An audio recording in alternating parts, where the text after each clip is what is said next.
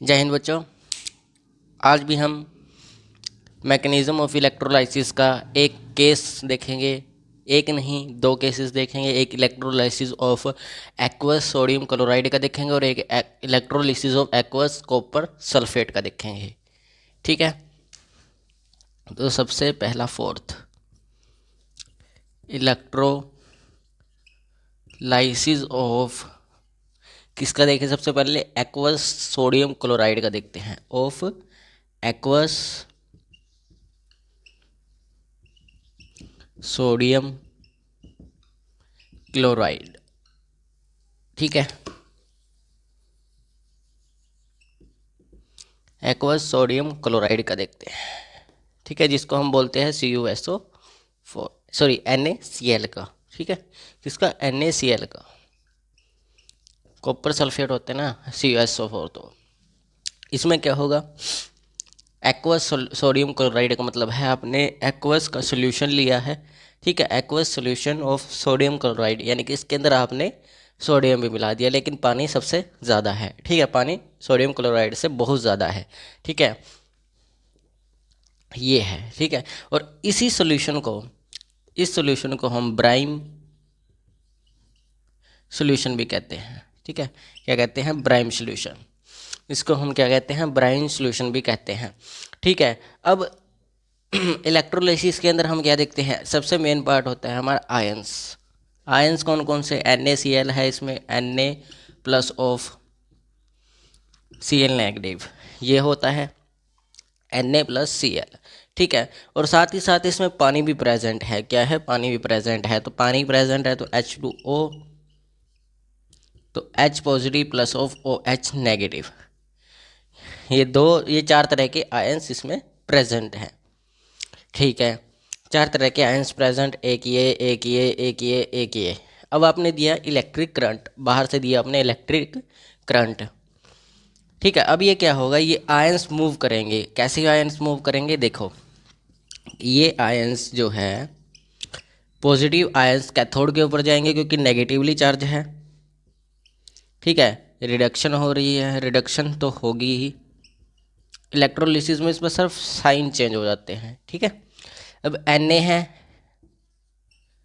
और H positive है, ये दो जाएंगे। एक Na जाएगा और एक H पॉजिटिव जाएगा। ठीक है, अब होगा क्या? अब क्या होगा? देखो, उसके बाद ये ये जो दो बचे, ये किसके ऊपर जाएंगे? एनोड के ऊपर। एनोड पर कौन कौन सी? OH negative, Cl negative. ठीक है, ये जाएंगे। अब यहाँ पर ये दोनों compete कर रहे हैं कैथोड के ऊपर जाने के लिए। ये compete कर रहे हैं किसके लिए? एनोड पर जाने के लिए। अब वहाँ पर जाकर डिस्चार्ज कौन होगा? यहाँ से डिसाइड होगा। यहाँ से आप डिसाइड करोगे कि डिस्चार्ज कौन होगा। ठीक है, तो सबसे पहले कैथोड के ऊपर देखते हैं कि डिस्चार्ज कौन होगा। कैथोड के ऊपर दोनों प्रेजेंट है। ठीक है, एनोड मिटा देते हैं अभी। कैथोड के ऊपर दोनों प्रेजेंट है, दोनों compete कर रहे हैं कि मैं डिस्चार्ज होऊंगा, मैं होऊंगा, ये सब देख रहे हैं। ठीक है, लेकिन डिस्चार्ज वही होगा जिसका डिस्चार्ज पोटेंशियल कम होगा। ठीक है, जो डिस्चार्ज वही होगा जो डिस्चार्ज पोटेंशियल कम होगा। ठीक है, Na का डिस्चार्ज पोटेंशियल किससे? H से ज़्यादा है, तो H का कम है, तो H का डिस्चार्ज पोटेंशियल कम है। सॉरी, इलेक्ट्रोड पोटेंशियल के हिसाब से डिसाइड होता है। ठीक है, कम है, तो डिस्चार्ज कौन होगा? H पॉजिटिव होगा। H पॉजिटिव एक आयन है। ठीक है, आयन तो है ही है, ये अनस्टेबल है। और यहाँ पर क्या होगा? रिडक्शन हो रही है तो ये इलेक्ट्रॉन गेन करेगा। इलेक्ट्रॉन गेन करेगा और H गैस बना देगा। लेकिन एक बात याद रखना, ये अनस्टेबल होता है, ये अपने साथ एक साथी लेकर निकलता है। इसीलिए इसको स्टेबल करने के लिए आप लगा दो H2 गैस। यहाँ से कैसी गैस निकलेगी? H2 गैस निकल जाएगी। कौन सी गैस निकलेगी? H2 हाइड्रोजन गैस निकलेगी। ठीक है, ऐसा क्यों किया हमने? क्योंकि ये अनस्टेबल एटम होता है। ठीक है, इसीलिए इसको इसका भाई देना था, तो दे दिया। सेम हो गया। यहाँ से क्या निकलेगी? कैथोड के ऊपर से निकलेगी H2 गैस। क्या निकलेगी? H2 गैस निकलेगी। ठीक है। और Na जो Na पॉजिटिव है वो सॉल्यूशन के अंदर रह जाएगा, अंदर चला जाएगा सॉल्यूशन में। ठीक है, Na पॉजिटिव जो है वो सॉल्यूशन में ही चला जाएगा। अब ये तो आ गई कैथोड की रिएक्शन। एनोड की रिएक्शन पर क्या होगा? एनोड रिएक्शन में ऑक्सीडेशन,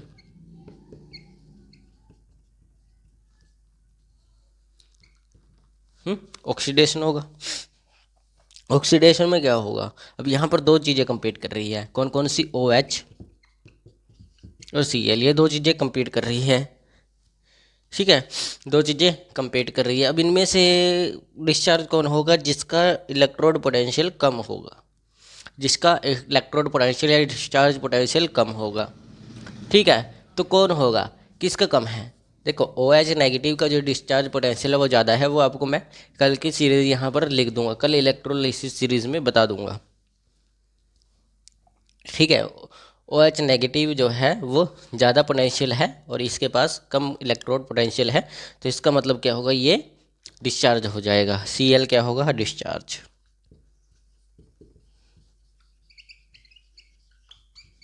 ठीक है, Cl डिस्चार्ज होगा। Cl डिस्चार्ज होगा तो यहाँ पर रिएक्शन क्या बनेगी? Cl प्लस ऑफ ऑक्सीडेशन हो रही है तो यहाँ से ये क्या निकलेगा? इलेक्ट्रॉन देगा। ठीक है, इलेक्ट्रॉन दे तो देगा, लेकिन एक एक कंडीशन पर। अब ये भी अनस्टेबल है। अनस्टेबल कैसे? जैसे यहाँ से इलेक्ट्रॉन दे दिया, अब इसकी ये अनस्टेबल है, इसकी लास्ट जो सेल है वहाँ पर कोई भी पूरे इलेक्ट्रॉन नहीं है जितने होने चाहिए। 8 पर इलेक्ट्रॉन, 8 इलेक्ट्रॉन पर कोई भी आइटम क्या होता है? लास्ट सेल के अंदर स्टेबल होता है, लेकिन यहाँ पर पूरे नहीं है। तो अब इसको स्टेबल करने के लिए एक और लगा दो इसके साथ, यहाँ दो, यहाँ दो और यहाँ दो। तो यहाँ से क्लोरीन गैस निकलेगी। कौन सी गैस निकली? क्लोरीन गैस निकली। कौन सी गैस? क्लोरीन। और ये सेकेंडरी चेंज है। ठीक है, ये भी सेकेंडरी चेंज है क्योंकि इन दोनों ने एक दूसरे के जैसे ही को कंबाइन किया है। ठीक है, यहाँ से कौन सी गैस निकली? क्लोरीन गैस निकली। लेकिन अब ये OH भी किस में जाएगा? सॉल्यूशन में जाएगा, और ये वाला भी सॉल्यूशन में। तो दोनों जब सॉल्यूशन में जाएंगे तो क्या बनेगा? NaOH। सॉल्यूशन किस चीज़ का है? NaOH का, सोडियम हाइड्रोक्साइड। ठीक है, इसका आपके पास क्या है? सॉल्यूशन है। तो ओवरऑल रिएक्शन क्या होगी?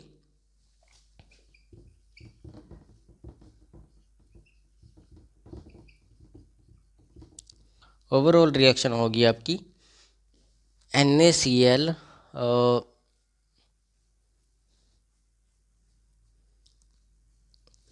NaCl plus of H2O is equal to NaOH। 2 आएगा, है ना? शायद 2 आएगा। प्लस ऑफ हाइड्रोजन गैस निकलेगी और क्लोरीन गैस निकलेगी। हाँ, यही बनेगा क्योंकि क्लोरीन गैस निकलना जरूरी है। अभी इनको जोड़ दो आप, इसको, इसको और इसको और इसको, इन तीनों रिएक्शंस को जोड़ दो। जोड़ने के बाद जो आता है वो ये बचता है। ठीक है, समझ आया? और ये कहाँ से आया? ये यहाँ से आया। ठीक है ना? ये थी आपकी ओवरऑल रिएक्शन किसकी? Electrolysis of aqueous sodium chloride की। ठीक है, पानी के अंदर सोडियम मिला दिया। लिखो, फिर हम अगले पॉइंट की तरफ चलते हैं।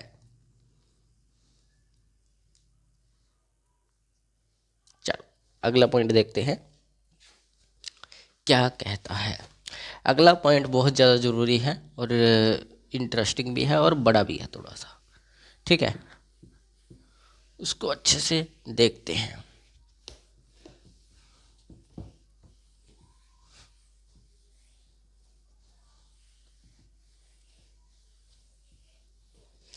मार्कर ले लेते हैं दूसरा।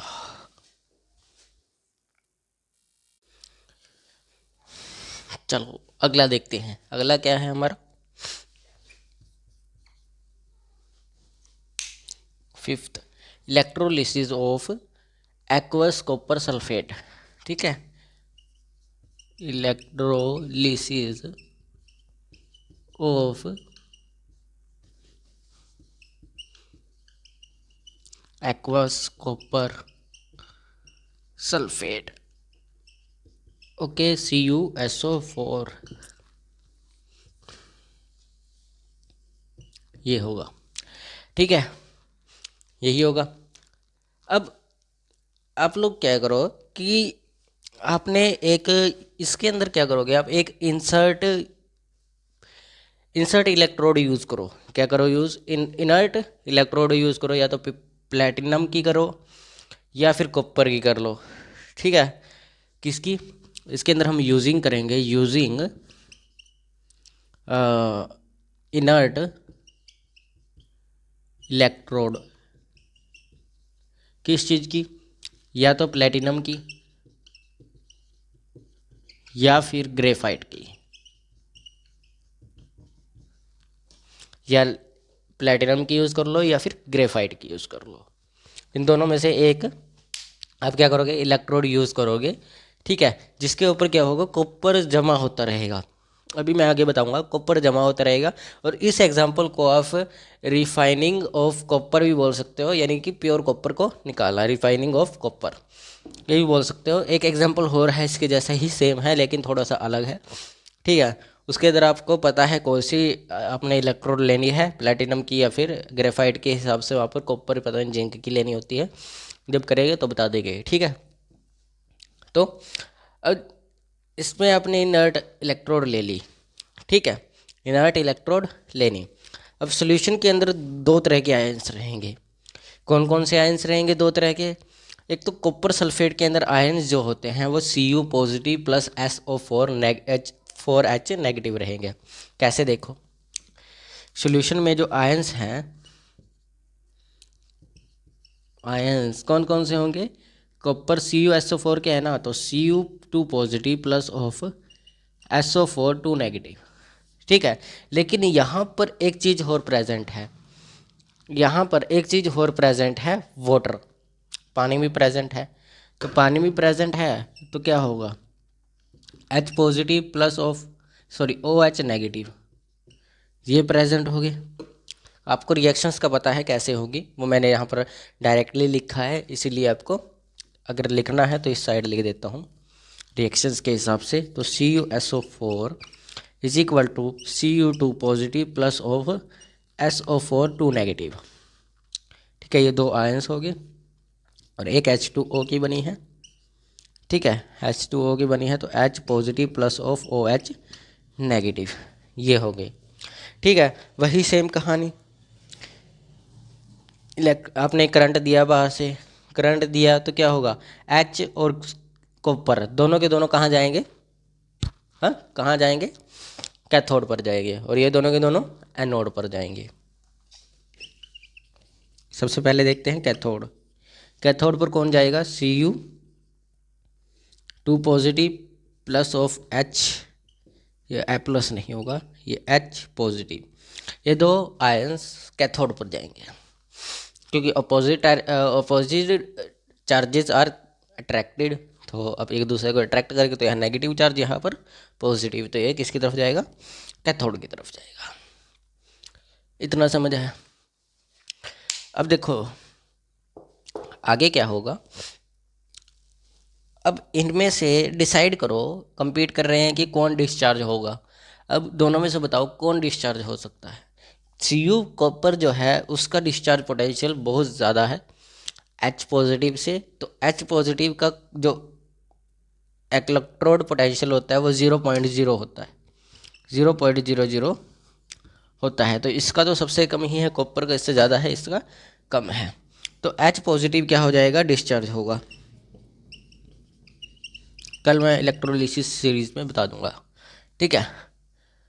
इसका डिस्चार्ज पोटेंशियल बिल्कुल ज़ीरो हो जाएगा, यानी कि ये डिस्चार्ज हो जाएगा तो क्या निकालेगा, गैस निकालेगा। कौन सी गैस निकालेगा, H positive plus of cathode है, रिडक्शन हो रही है तो इलेक्ट्रॉन लेगा, ठीक है, इलेक्ट्रॉन लेगा।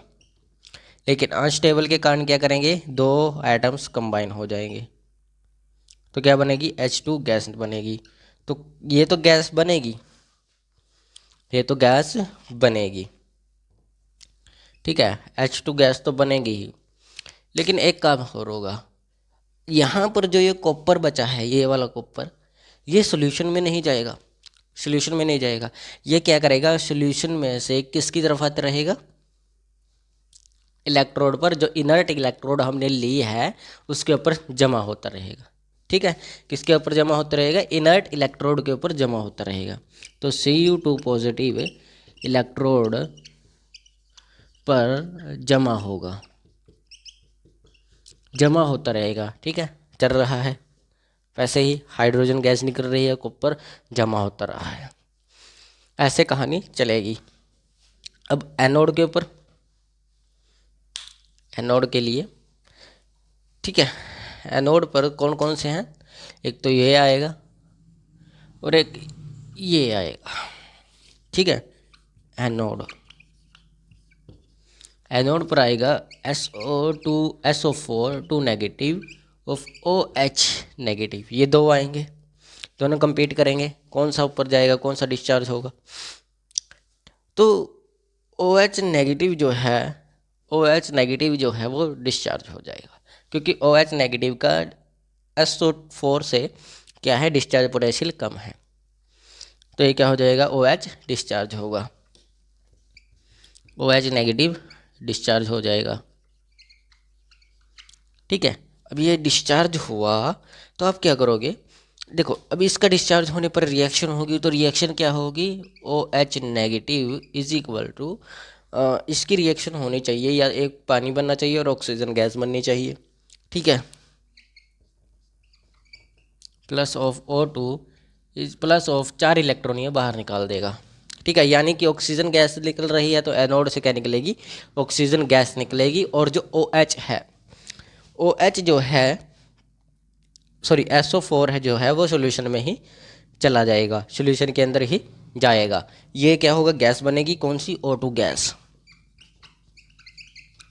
और SO4 सॉल्यूशन में, SO4 कहाँ जाएगा, सॉल्यूशन में चला जाएगा। इतना समझ आया, नोट करो उसको, इतना हो गया। ठीक है, अब क्या होगा कि ओवरऑल क्या हुआ हमारे पास, ओवरऑल इनर्ट इलेक्ट्रोड के केस के अंदर क्या होगा, ये कैथोड जो है वो किसके ऊपर आता जा रहा है, कैथोड, कैथोड के ऊपर कॉपर जो है वो कहाँ आ रहा है, इनर्ट इलेक्ट्रोड के ऊपर जमा होता रहा है, किसके ऊपर जमा हो रहा है। ओवरऑल रिजल्ट क्या होगा,